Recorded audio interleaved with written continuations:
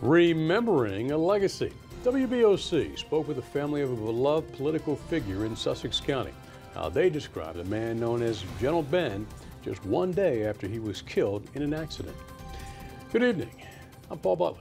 And I'm Chris Weimer in for Steve Hammond. This is WBOC News at 6. It's a tragic day for people that knew him. Ben Ewing represented the 35th District in the State House for 21 years. But for many in the community, he was so much more than just a politician. Sussex County Bureau Chief Evan Kossoff joins us now live in Bridgeville outside of Ewing's home. Evan, you're not far from where it happened. That's right, Chris. And you know, at this point, the family's not quite sure why he was outside at the time. What they do know is that he was right outside of his home, right over there, when the tragic incident happened. Shock. Definite shock.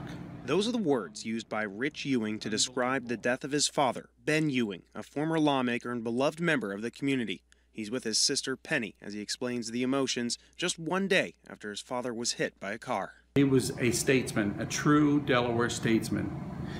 He spent all of his life, whether it was in the state police, 20 years in the state police, and then 22 years in the legislature. He loved the state. He loved what he was doing. The only reason he retired after 22 years was because of health. Ewing graduated from high school in Rehoboth Beach back in 1950. He then joined the police force. 20 years later, he was the deputy superintendent, one of the highest positions on the force. Penny says her father was a Delaware icon. His nickname was Gentle Ben because he just had such a gentle way about him. He loved people and people loved him.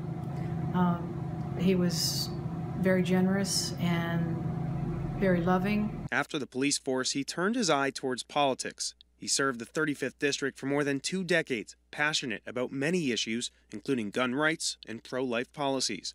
Friend and current state senator Bryant Richardson says Ewing will be sorely missed. That he really cared about the people of Delaware, and he worked hard for the people of Delaware, as you know, in his other roles and also as a state legislator. He was a helper, and he helped a lot of people that didn't even know that he was behind the scenes.